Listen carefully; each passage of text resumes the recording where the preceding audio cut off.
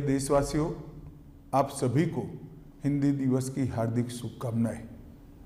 इस वर्ष का हिंदी दिन हम सब के लिए बहुत महत्वपूर्ण है, क्योंकि 14 सितंबर 1949 को भारत की संविधान सभा ने हिंदी को संघ की राजभाषा के रूप में स्वीकार किया था।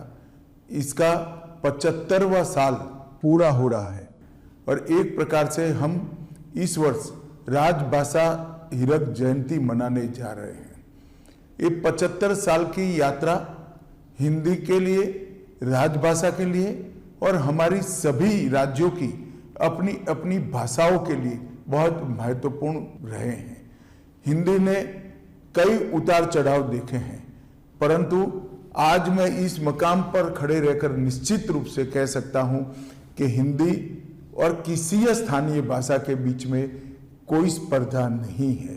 हिंदी एक प्रकार से सभी स्थानीय भाषाओं की सखी है, एक दूसरे के दो पूरक है। चाहे गुजराती हो, मराठी हो, तेलुगु हो, मलयालम हो, तमिल हो या बांग्ला हो, हर भाषा हिंदी को मजबूती देती है, हिंदी हर भाषा को मजबूती देती है। और इसीलिए आप हिंदी के आंदोलन को ध्यान से देखेंगे तो चाहे राजगोपालाचारी जी हो, महात्मा गांधी हो, सरदार वल्लभ भाई पटेल हो, लाला लाजपत राय हो, नेताजी सुभाष चंद्र बोस हो या फिर आचार्य कृपलानी हो, ये सभी एक प्रकार से नॉन हिंदी भाषी क्षेत्रों से आते थे।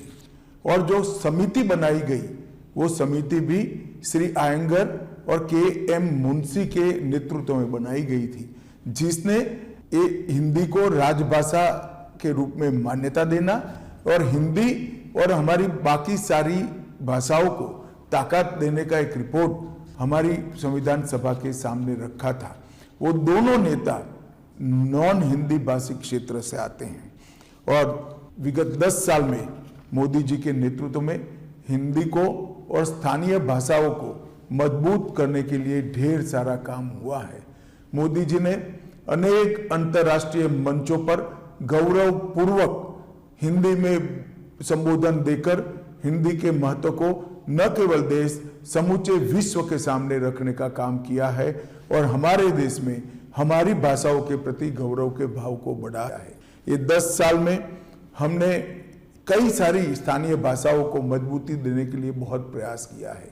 नई शिक्षा नीति में श्री मोदी जी ने प्राथमिक शिक्षा मातृभाषा में इसको एक महत्वपूर्ण स्थान देकर हमारी सभी भाषाओं को और हिंदी को एक नया जीवन देने का काम किया है। हमने ये 10 साल के अंदर कंठस्थ का टूल बनाया। हमने इस 10 साल के अंदर 4 रिपोर्ट सबमिट किए और हिंदी को सरकारी कामकाज में प्रमुखता से प्रस्तावित करने का काम हमने किया है। आने वाले दिनों में राजभाषा विभाग हिंदी से 8वीं अनुसूची की सभी भाषाओं में अनुवाद का भी एक पोर्टल लेकर आ रहा है, जिससे पत्र हो या भाषण, जिसका अनुवाद बहुत कम समय में आर्टिफिशियल इंटेलिजेंस का उपयोग करते हुए हम सभी भाषाओं में कर पाएंगे। मैं मानता हूं इससे भी हिंदी को और स्थानीय भाषा को बहुत मजबूती मिलेगी। और मैं आज फिर से आप सभी को कहना चाहता हूं कि हमारी भाषाएं विश्व की सबसे समृद्ध भाषाओं में है। हिंदी ही है जो हम सबको जोड़ने का काम करती है, हमारी सब भाषाओं को जोड़ने का काम करती है।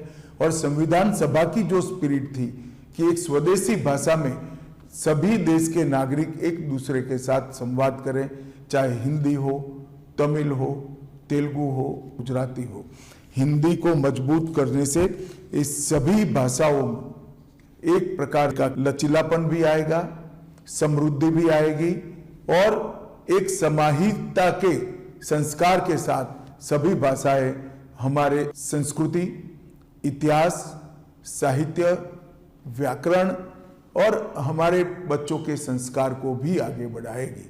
अतः मैं सभी देशवासियों को अपील करना चाहता हूं कि हिंदी दिन पर आइए हम संकल्प करें, हिंदी को मजबूत करें, हिंदी के साथ साथ हमारी स्थानीय भाषा को भी मजबूत करें और राजभाषा विभाग का जो ये काम है ये काम को आपका समर्थन करिए। फिर से एक बार आप सभी को हिंदी दिन की बहुत बहुत शुभकामनाएं। आइए हम राजभाषा को मजबूत करें। वंदे मातरम।